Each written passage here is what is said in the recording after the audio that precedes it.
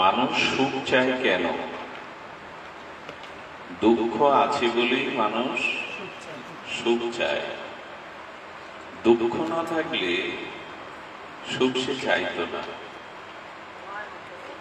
আচ্ছা, মানুষ কি সুখ পায় না?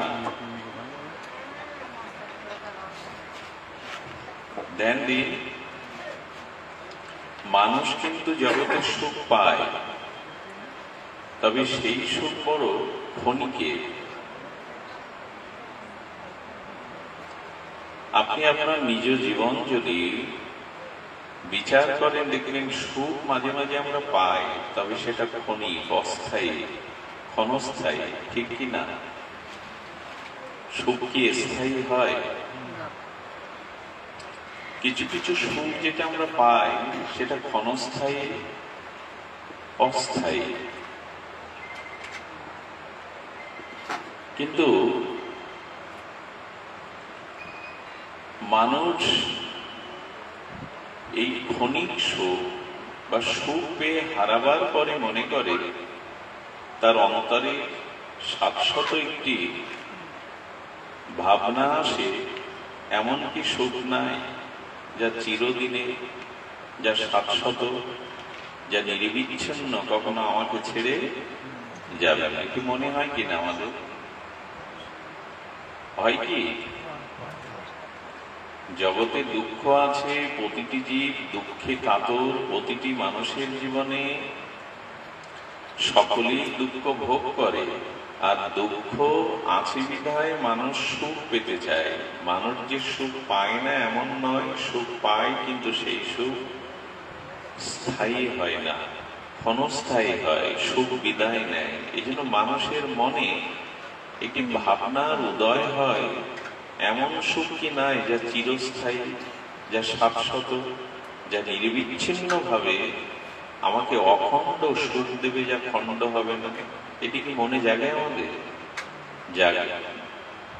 যে সুখ কখনো ক্ষয় হবে না, বিনষ্ট হবে না। এই শাশ্বত চিরন্তন সুখের অনুসন্ধান করার মানুষ জগতে খুব কম। আপাত সুখ পেয়ে আবার দুঃখ, আবার সুখ, এই দোলায় আমরা দলছি। যদি কেউ প্রশ্ন করে এমন অখণ্ড শাশ্বত চিরদিনের চিরন্তন সুখ আছে, এটার উত্তর দিয়েছে শাস্ত্র, ভাগবত। আছে গো, সেই সুখ শাশ্বত, চিরন্তন, চির নব নবায়নমান। সেই সুখ কখনো তোমাকে ছেড়ে যাবে না। আর এই সুখের সন্ধান জানিয়েছে শাস্ত্র, এই সুখের সন্ধান জানিয়েছে সর্ববেদান্ত সার অমল পুরাণ ভাগবত।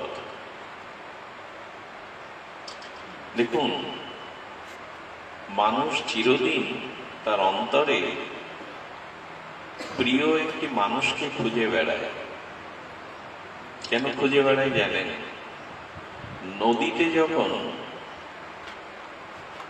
সমস্ত বন্যার জল প্রবেশ করে, নদী ভারী হয়ে যায়, তখন নদী দুকুল ছাপিয়ে জলকে বাইরে প্রবাহতায় বাইরে কিছুটা দিতে পারলে কিছুটা হালকা হয়। নদী ভেঙে, বাঁধ ভেঙে যদি জল বাইরে চলে যায়, নদীর ভারী অবস্থা কিছুটা শিথিল হয় কি?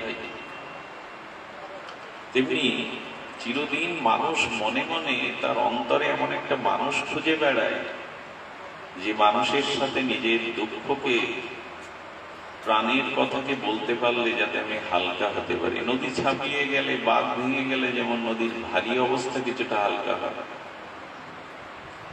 এখন আমার দুঃখকে অনুভব করবার মতো বা আমার দুঃখকে গ্রহণ করবার মতো কে আছে সংসারে? এখানে বলছে, দেখো, তোমার জন্য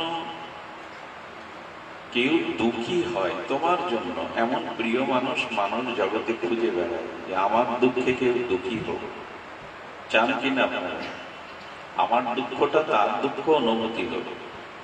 তো শাস্ত্র বলে দিয়েছেন, দেখো, তোমার দুঃখে দুঃখী হওয়ার মতো একজনই আছেন,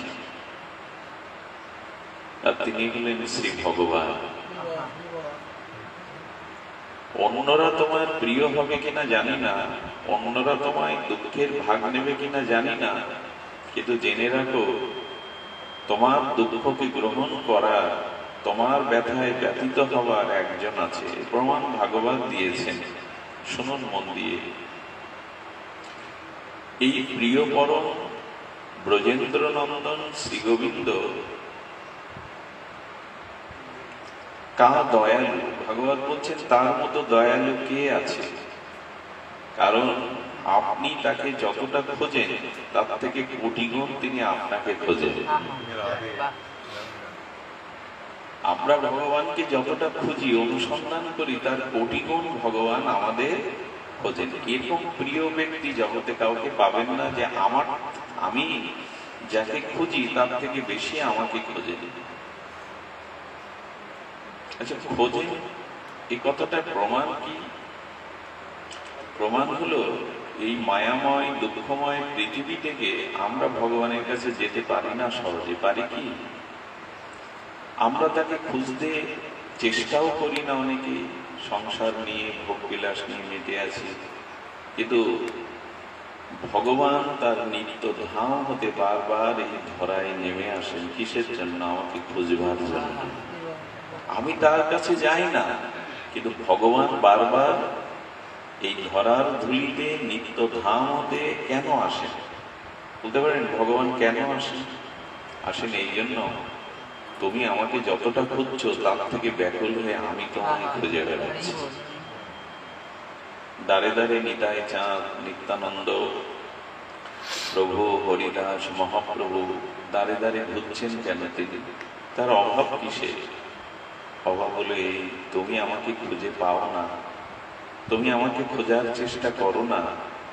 তুমি আমাকে যতটা খোঁজো তার কোটি গুণ ব্যাকুল হয়ে আমি নিচে নেমে এসেছি, ধরাতে এসেছি তোমাকে খুঁজবার জন্য। আচ্ছা, যদি বলেন কোন প্রিয়জনকে খুঁজে না পেলে মানুষ ক্রন্দন করে, সন্তান হারা মা যেমন কাঁদে, খোকা কোথায়, খোকা কোথায়, প্রিয়জন কোথায়।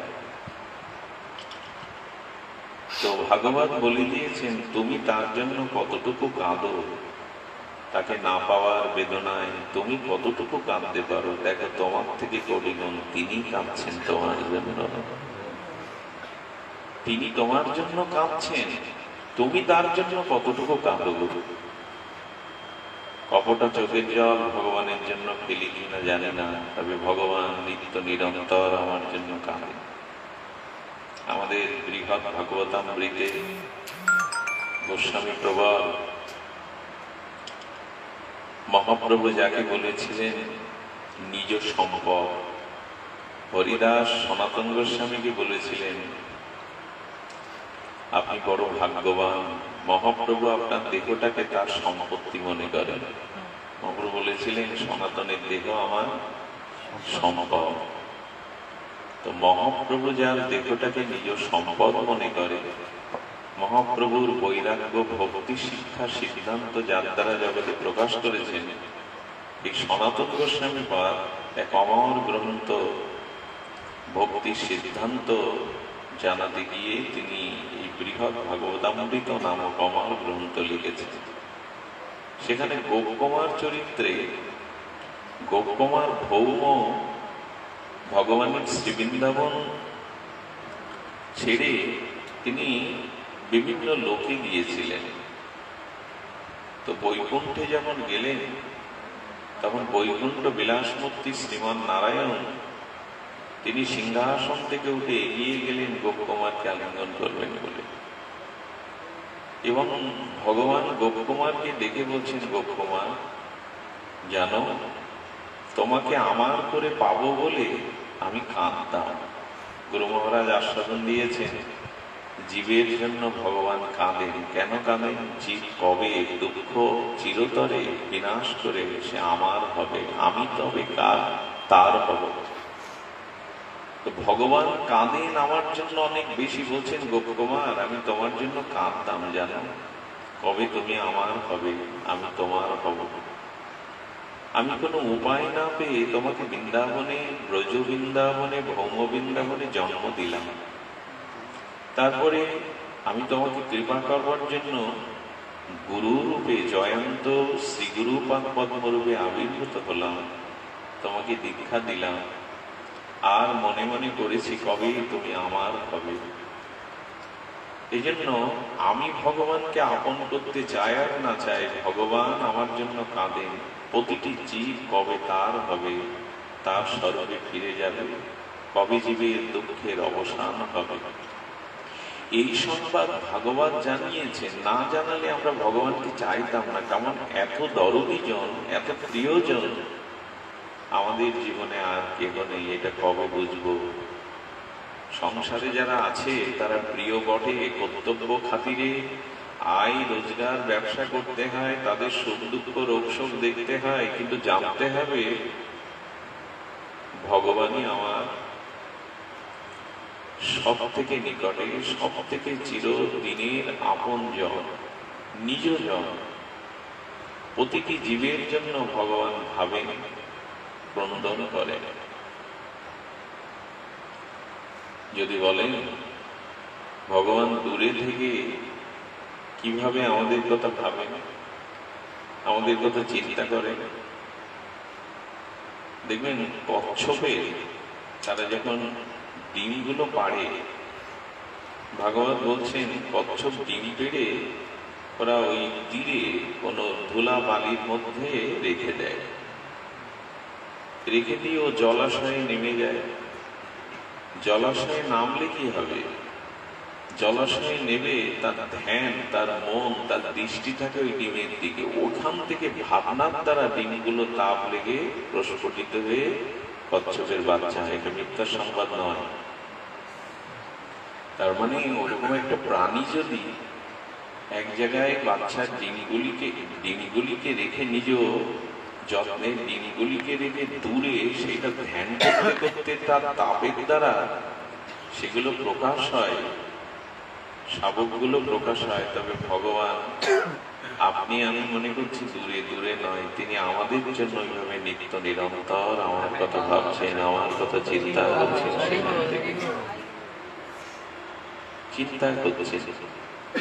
এই জন্য এমন দয়ালু, দয়ালু পুতনা বলেছিলেন যে এরকম দয়ালু কে আছে গো? এই জন্য ভগবানকে চায়, ভগবানকে প্রিয় বা প্রিয় অন্তরতম করা চায়। এই ছাড়া দুঃখের অবসান নেই।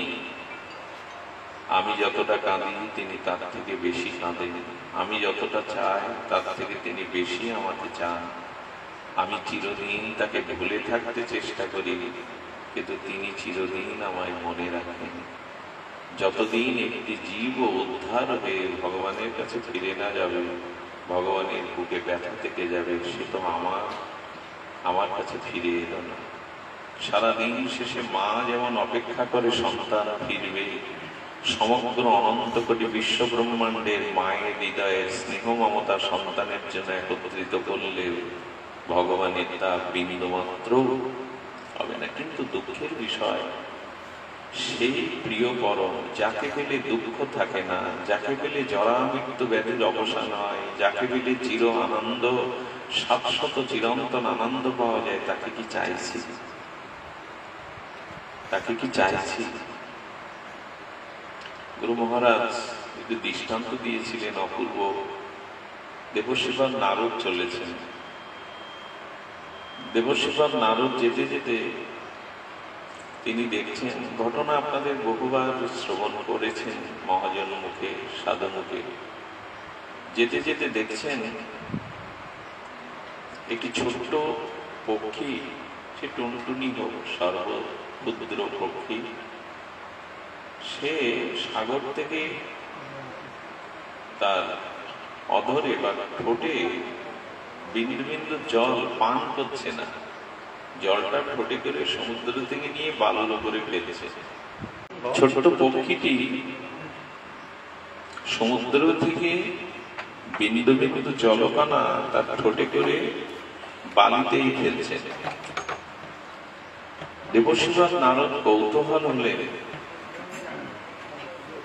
যে এই ক্ষুদ্র পক্ষীটির পিপাসা লাগলে সে সমুদ্রের জল পান করতে পারে, কিন্তু জলটা কেন ফেলে দিচ্ছে?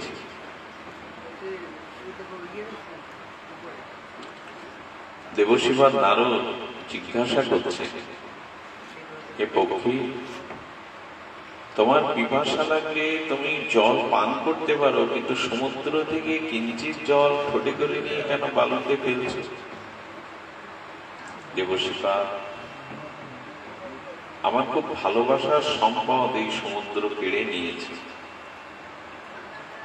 তোমার কি সম্পদ সমুদ্র কেড়ে নিল? বলো, আমার যে ছোট ছোট ডিমগুলো আমি তা দিচ্ছিলাম, যার থেকে শাবক আমার বাচ্চারা প্রকাশ পাবে, ঢেউ এসে তরঙ্গ এসে সমুদ্র আমার সেই প্রিয় ডিমগুলো সমুদ্রে গ্রাস করেছে। দেবশিবাদ নারদ বলছেন, তাতে তুমি কি করবে এখন? বলে, আমি সংকল্প করেছি, সংকল্পবদ্ধ হয়েছি যে ঠোঁটে করে সমুদ্রের জল ছেঁচে ছেঁচে আমি শুকিয়ে ওই ডিমগুলো উদ্ধার করব। এটাতে দেবশিবাদের হাসি পেয়েছে, কারণ এটা অসম্ভবেরও অসম্ভব। দেবশিবাদ যখন হাসছেন, তখন এই ক্ষুদ্র পক্ষীটি যে কথা বলেছিল তাতে হাসি বন্ধ হয়ে দেবশিবাদের চিন্তার কারণ হয়েছিল, ভালো লাগার কারণ হয়েছিল।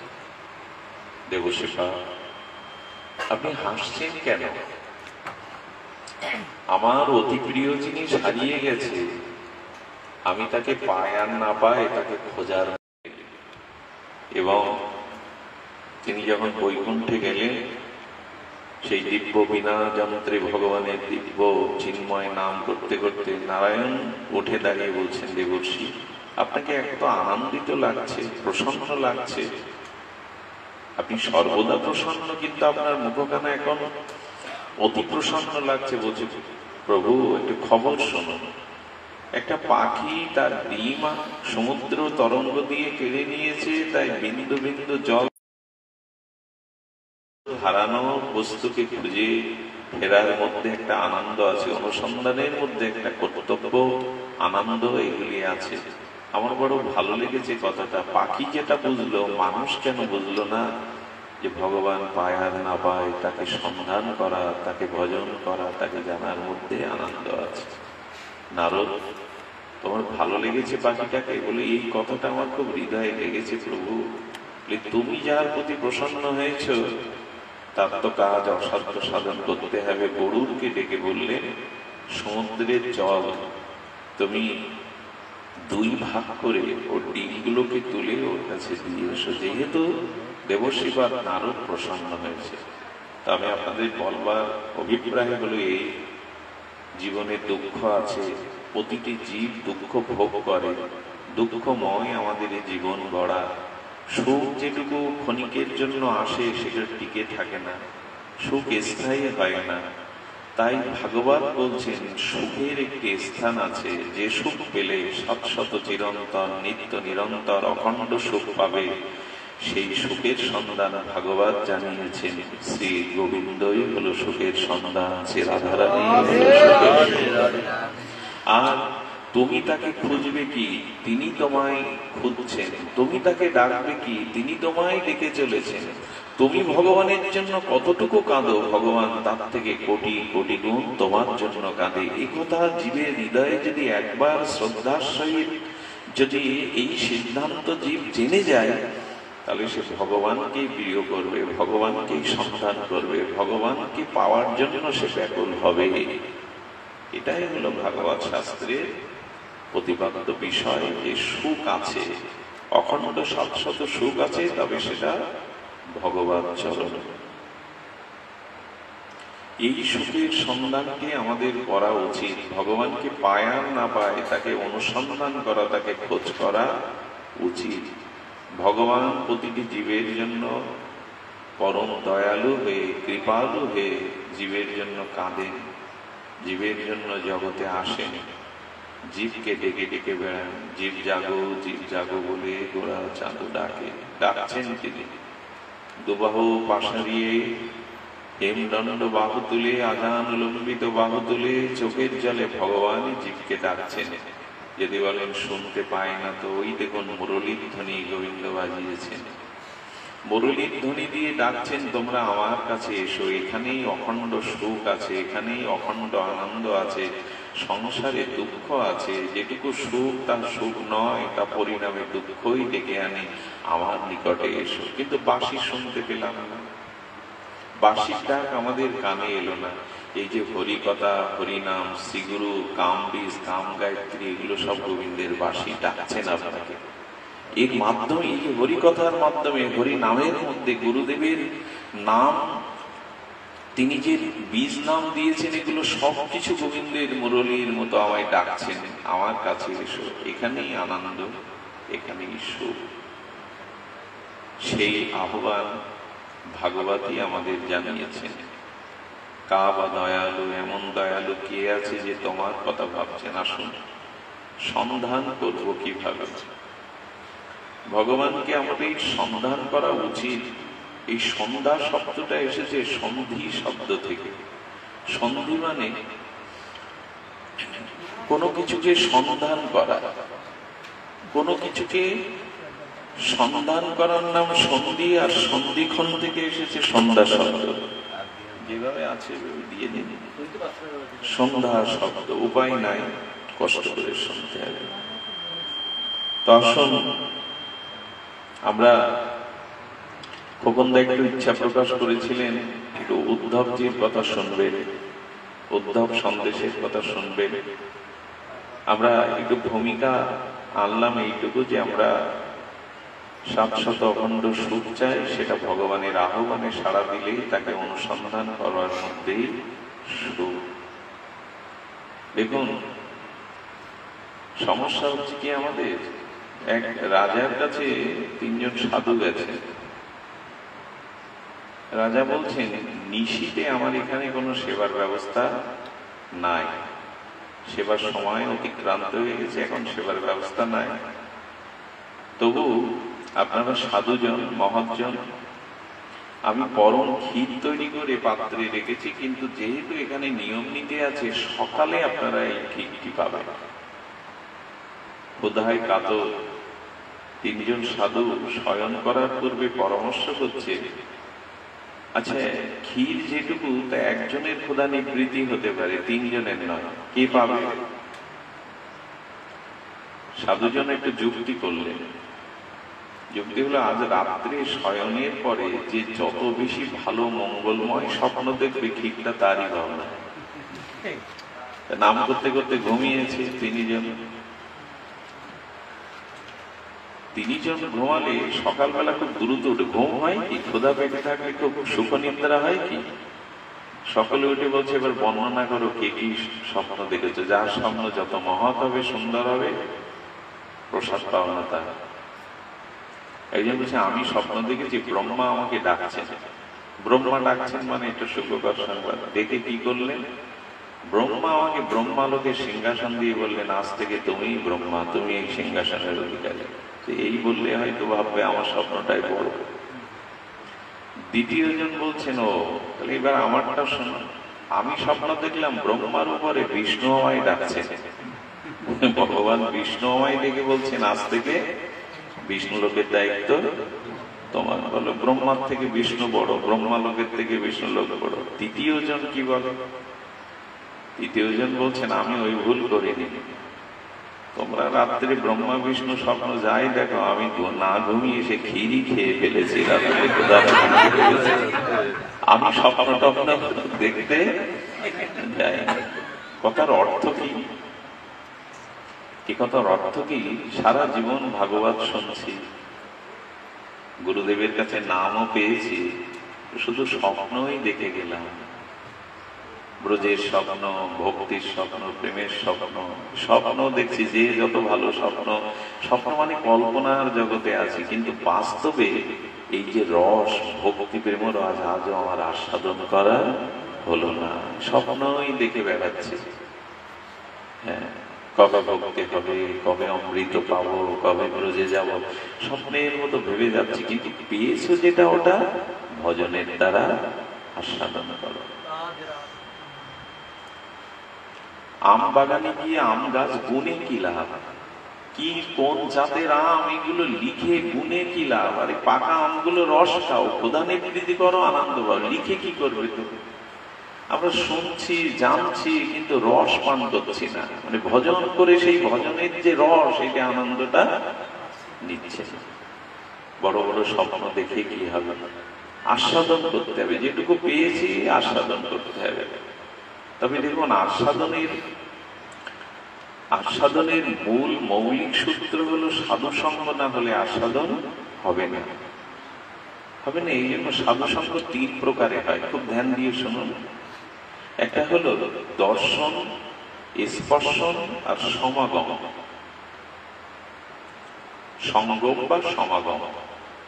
প্রথমে হলো দর্শন। দেখুন, সাধু সঙ্গ দর্শনেও হয়।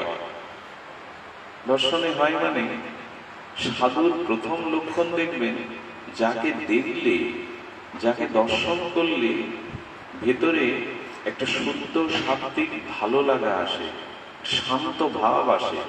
যার পাশে বসলে, যাকে দেখলে ভেতরে শান্তি আসে। জানবেন যে এই দর্শনেই সাধু সঙ্গের ফল লাভায়। তবে তাকে দর্শন করে আপনার হৃদয় শান্তি পাবে, শান্ত হবে, শুদ্ধ ভাবের উদয় হবে, যিনি নিষ্কিঞ্চন শুদ্ধ সাধু। দর্শনেই হয়। সুখদেব গোস্বামী যবে এসেছিলেন পরীক্ষিতের গঙ্গা তীরে, কত মণিজন গুণীজন তাকে দেখেই উঠে দাঁড়িয়ে অভিনন্দিত করে বলছেন, কে যে এক টুকরো উজ্জ্বল আলোক, প্রেম আলোক, ভক্তি যেন এসে উপস্থিত হলো। সবার মাথা নত হয়ে গেল, সবার চিত্তে সদ্ভাবের উদয় হয়ে গেল। বলো, দর্শনেই সাধু সঙ্গে জীবের চিত্ত শুদ্ধ হয়। দর্শনেই হয়। এমন ব্রজের মহাত্মারা আছে যাদের দর্শন করলে আপনার চিত্ত পবিত্র হয়, শুদ্ধ সাত্ত্বিকতায় ভরে ওঠে। স্পর্শনে কি হয় বলো, দেখুন, সাধু স্পর্শ করলে সেই স্পর্শের দ্বারাই সাধু সঙ্গের ফল, অর্থাৎ ভেতরে ভজন অনুরাগ, প্রীতি অনুরাগ, অশুদ্ধতা দূরীভূত করে ভেতরে শুদ্ধ অনুরাগ জন্মায়। এটি হয়। জল স্পর্শে যেমন শীতলতা আসে, অগ্নি স্পর্শে যেমন তাপ আসে, তেমন সাধু স্পর্শের দ্বারা তার ভিতরে শুদ্ধ ভজন অনুরাগ বৃদ্ধি পায়। এটা ক্রমোন্নতিতে তার জীবনে ভজন আসবেই স্পর্শের দ্বারা। একবার এক রাজ দরবারে একজন কপট হয়ে গিয়েছিলেন সাধু বেশে। রাজা এত অনুভবী ছিলেন, তাকে দেখেই, সাধুরা কিন্তু বোকা না, দেখেই বুঝতে পারে তার মধ্যে কি আছে। তো সাধুকে দেখেই রাজা মনে করেছেন ইনি কপট, কিন্তু তিনি মনে মনে করলেন, আমার দুয়ারে যখন এসেছে তাকে সাধুরূপে দেখাই উচিত। রাজা কি করেছে জানেন? পাদদর্ঘ নিয়ে তাকে পাদপ্রক্ষালনের জন্য জল দিয়ে যেই চরণ শুয়েছে, সঙ্গে সঙ্গে অসাধু সাধু বেশধারী ব্যক্তির চিত্ত নির্মল হতে শুরু করেছে। যেই শুদ্ধ ভক্ত রাজার স্পর্শ পেয়েছে, তখন তার ভিতরে পশুত্ব বা পশুবৃত্তি চিন্তাগুলো অবদমিত হয়ে গেছে, চোখে জল এসে গেছে। আহা, এই স্পর্শে আমার ভিতরে কেন এই ভাবনা জাগে? যখন তাকে বড়মাল্য দিয়ে আরতি করে প্রসাদাদি দিয়ে বিদায় নেবে, তখন সিন্ধু মণিমাণিক, তার সিন্ধু খুলে মণিমাণিক্য দেখিয়ে বলছেন, অন্যদের আমি হাতে করে দিয়েছি যৎকিঞ্চিৎ, আপনার জন্য সিন্ধু খোলা সোনা দানা মুক্তা আপনি নিয়ে যান। কিন্তু ওই যে রাজা স্পর্শ করেছে, সেই স্পর্শে তার সাত্ত্বিক বৃত্তি এমন প্রকাশ পেয়েছে, সত্যি সত্যি তার ভিতরে পরিবর্তন। মুহূর্তে আলো জ্বললে কি আর অন্ধকার দূর হতে লাঠি ঠেঙা লাগে, বন্দুক অস্ত্র লাগে? অন্ধকার দূর করবার জন্য বন্দুক নয়, অন্ধকার দূর করবার জন্য আলো জ্বালো, মুহূর্তেই কিন্তু আলো দূর হবে। তেমন রাজার স্পর্শে তার চিত্তে শুদ্ধ সাত্ত্বিক ভাবনা জেগেই গেছে। কি বললো জানেন রাজা? আপনার মাণিক্য দিয়ে, যে মণি কাঞ্চন দিয়ে একটা দুর্গন্ধ আসছে, একটু আগে যে লোভের জন্য রাজদরবারে সাধু রূপে এসেছিল, সে এখন মণিমাণিক্য দেখে বলছে, রাজা এটা একটা দুর্গন্ধ বেরোচ্ছে। আচ্ছা, হীরা মণিমাণিক্যে দুর্গন্ধ থাকে? উনি বলছেন কেন দুর্গন্ধ? বলে এটা রাজসিক এবং তামসিক দুর্গন্ধ। কথাটা ভেঙে বলা দরকার। পণ্ডিতজি বলেছিলেন, বড় পণ্ডিতজি, একজন নিষ্কিঞ্চন সর্বত্যাগী মহাত্মা গিয়েছিলেন রাজদরবারে। রাজাও সাধু ভালোবাসেন, তাকে প্রণাম করে যাওয়ার বেলা একটা দামি মুক্তা দিচ্ছিলেন উপহার। তো মুক্তাটা সাধু প্রথমে হাতে নিয়ে পায়ের কাছে ফেলে বলছে, খুব দুর্গন্ধ বেরোচ্ছে রাজা, আমি নিতে পারছি না গন্ধ। রাজা একটু ক্রোধ ভরে বললেন, এর মূল্য কত জানেন? মুক্তা থেকে কখনো দুর্গন্ধ আসে? আপনি প্রমাণ করতে পারবেন? বলে, হ্যাঁ, আমার সাথে এসো, আমি প্রমাণ করব এসো আমার সাথে। তো তখন রাজাকে নিয়ে সাধু কোথায় গেল জানেন? ওই যে কলকাতার পার্ক স্ট্রিটের পাশে দেখবেন বস্তি আছে, বা আমাদের ঢাকায় রেল স্টেশনের পাশে বস্তি আছে।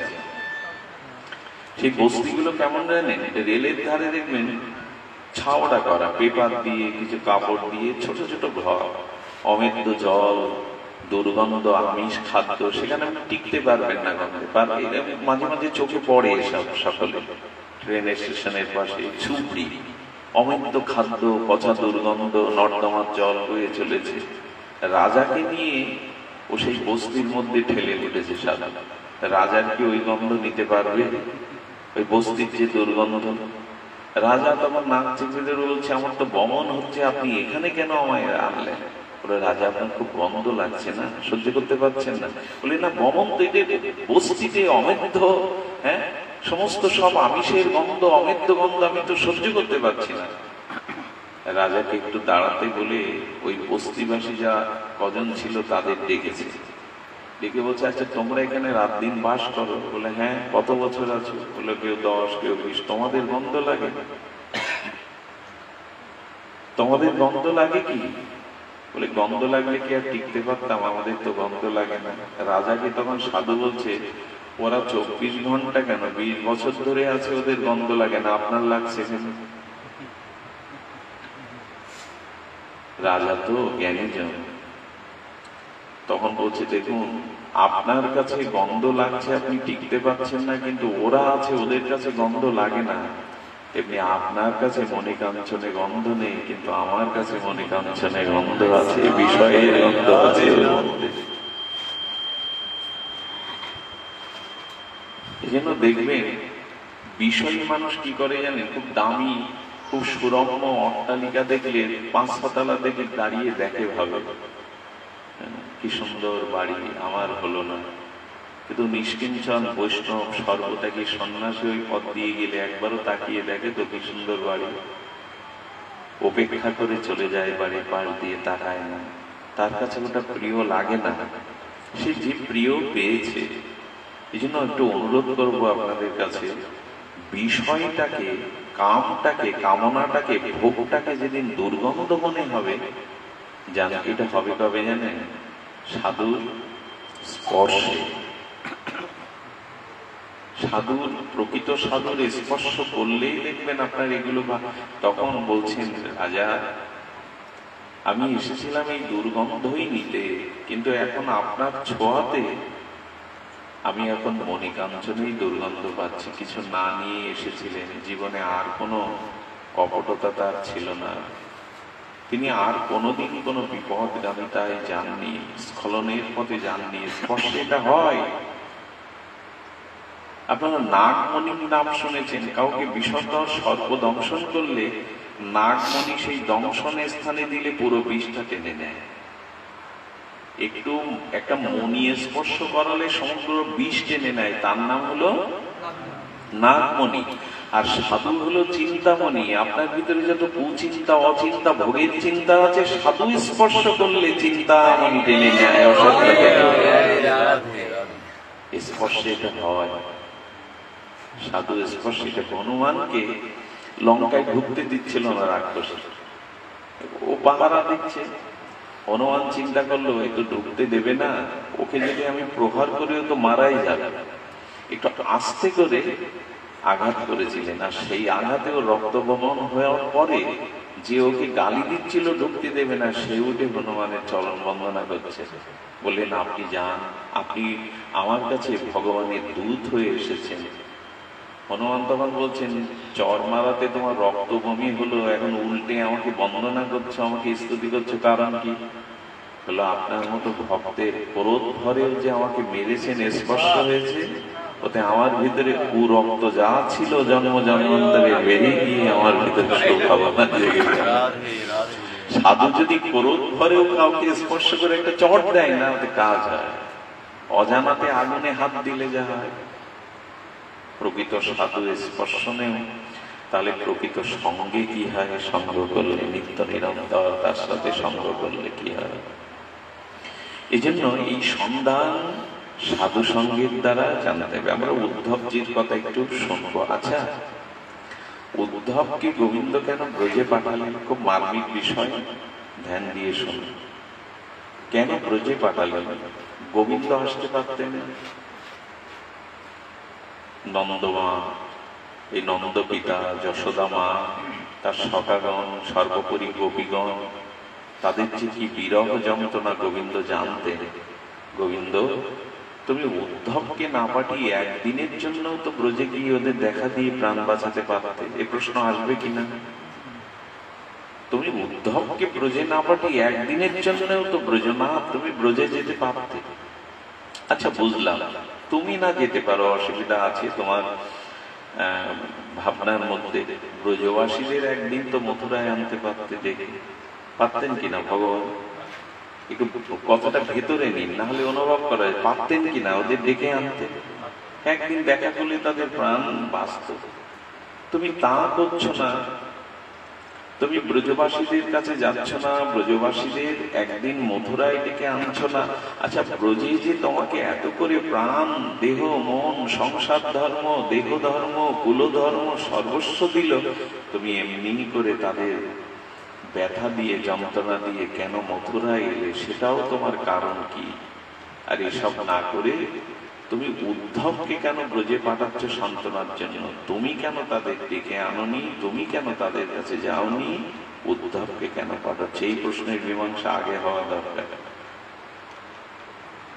দেখুন, ভগবান তিনি বলেছেন যে যেমন ভাবে আমাকে ভজনা করে, আমি সেই ভক্তের ভজন তেমনি করে তারও সেই ভজনের অনুরূপ ভজন তাকে করি।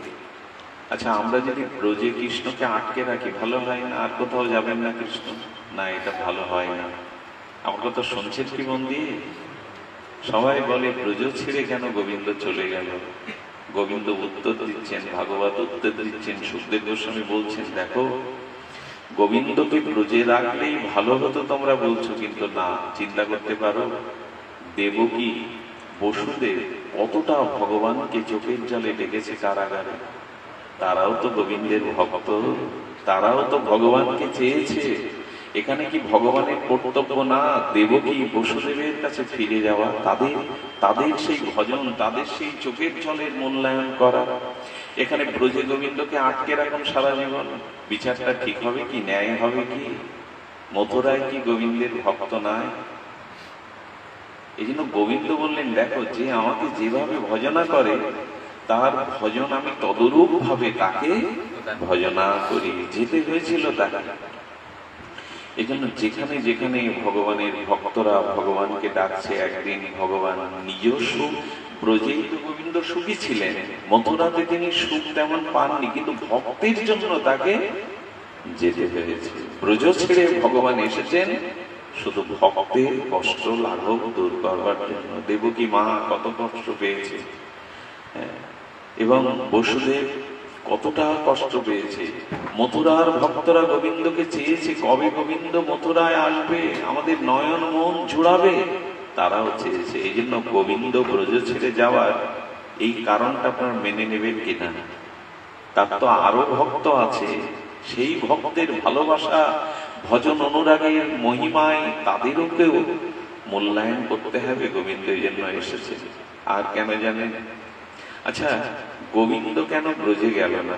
বলে, জানো আমি যাদের ভালোবাসি তারা কষ্ট পাক, দুঃখ পাক, এটা আমি কোনোদিন। কথাটা খুব মার্মিক কথা, একটু ধ্যান দিয়ে শুনুন। গোবিন্দ কেন ব্রজে একদিনের জন্য আসলেন না? গোবিন্দ বললেন, আমি যাদের ভালোবাসি তাদের কোনো কষ্ট দুঃখ আমি মেনে নিতে পারি না। জানো, আমি যদি ব্রজে যেতাম তাহলে জরাসন্ধ, শিশুপাল, জরাসন্ধ কতবার আক্রমণ করেছিল মথুরা? 18 বার। আজকে যদি আমি বৃন্দাবনে গেছি এই সংবাদ জানতো, তাহলে বৃন্দাবনে আক্রমণ করতো বারবার জরাসন্ধ, শিশুপাল, তাতে আমার ব্রজবাসীদের কষ্ট হতো। আমি তাদের কষ্ট দিয়ে আমি নিজে কষ্ট পেলেও আমি দূর থেকে চেয়েছি আমার ব্রজবাসীরা ভালো থাকে, আমার ব্রজবাসীরা যেন কষ্ট না পায়। এই জন্য মাঝে মাঝে দেখবেন ভগবান আপনার থেকে একটু দূরে সরে গিয়ে আপনাকে কষ্টে রাখে, কেন জানেন? সেটাও আপনার মঙ্গলের জন্য, কল্যাণের জন্য, আমরা বুঝতে পারি না। তাই আরো একটা জিনিস কি জানেন, ব্রজবাসীরা গোবিন্দের শোকে যেভাবে বিহ্বল ছিল, সেই শোকেতে গোবিন্দ যদি এক মুহূর্তের জন্য, একদিনের জন্য গিয়ে আবার চলে আসতো, তাদের শোক কমতো না, আরো বেড়ে যেত, তারা আরো বিরহ সাগরে ভাসত। এই চিন্তাগুলি শ্রী গোবিন্দ করেছিল। এই চিন্তাগুলি গোবিন্দ করেছিল। আচ্ছা, তৃতীয় প্রশ্নের উত্তর হলো, মথুরাবাসীর কাছে বৃন্দাবনবাসীদের একবার ডেকে আনাতে পারত না গোবিন্দ? তোমরা আমাকে দেখে যাও, আমাকে দেখলে তোমাদের শোক দূর হবে। পারতেন কিনা? আনেননি কেন জানেন? একটা রসের সেখানে রসাভাস দোষ এসে যাবে। কারণ ব্রজের কানায় রাখা আর মথুরার কৃষ্ণ, বাসুদেব ভগবান রাজা, ওখানে বাঁশি হাতে আর এখানে মুকুট মাথায়। ওখানে সবাই তাকে সখা মনে করে, এটো খায়, কাঁধে চড়ে, কিন্তু এখানে সবাই কৃষ্ণকে রাজা মনে করে। এই দুই রসের বিভিন্ন হবে। এই জন্য যেখানে যে রস, সেই সঙ্গই করতে হয়। বিপরীত রস এলে সেখানে রসভঙ্গ হয়ে যায়। এর মানেও আছে, যবে কুরুক্ষেত্রে দ্বারকা এবং ব্রজমিলন হয়েছিল 100 বছর পরে, ওখানে নন্দ বাবা যশোদা গেছে, গিয়ে গোবিন্দকে দর্শন করবার জন্য মথুরাতে রাজা মহারাজারা হাজার হাজার মানুষ লাইন দিয়ে ফুল, পুষ্প, ধূপ, দীপ দিয়ে গোবিন্দের পাদর্ঘ্য দিচ্ছেন, আরতি করছেন, কীর্তন করছেন, আর প্রণামের জন্য লাইন লেগেছে। নন্দ বাবা আর যশোমতী মা গিয়ে বলছেন, আমাদের কানাই কোথায় বলতে পারো ভিড়ের মধ্যে? লে বুড়ো বুড়ি, কানাই মানে কৃষ্ণ মানে বলো দ্বারকাধীশ ভগবান বাসুদেব কৃষ্ণ। ওরা এই রস বুঝবে তো, যে নন্দ বাবা তাকে কানাই, কানা বলে ডাকে, নন্দলালা বলে ডাকে, এটা তারা বুঝবে না। বলে, এই বুড়ো বুড়ি, কোথা থেকে এসেছো ভিখারি? কৃষ্ণকে কৃষ্ণ বলে কেন ডাকছো? তাকে বাসুদেব ভগবান, দ্বারকাধীশ, মথুরাধীশ বলে ডাকে। ওরা ওই নামেই জানে। শ্রেষ্ঠ জনের নাম নন্দ বাবা তখন হাসছে, তোমাদের কাছে আমার ছোট কানাই, তোমাদের কাছে রাজাধিরাজ হতে পারে, আমার কাছে যে কানাই। তোমরা তার চরণ পূজা করবার জন্য লাইন দিয়েছো, কিন্তু জানো কানাই আমার জুতো মাথায় করে বয়ে দিত, আমার জুতো মাথায় করে বয়ে দিত। এই যে দুটি রস, মিলবে কি? মথুরার রস ব্রজের সাথে মিলবে না। এখানে ভগবানকে তোমরা আরতি, পুষ্পারতি করছো, আর ওখানে যশোদা তাকে বেঁধে রেখেছে দড়ি দিয়ে, মিলবে এটা? এই জন্য গোবিন্দ মথুরাতে ওদের আনেননি, একটা রসের বিপর্যয় ঘটবে। এখানে ভগবান সিদ্ধান্ত কোনো ভুল করেন না।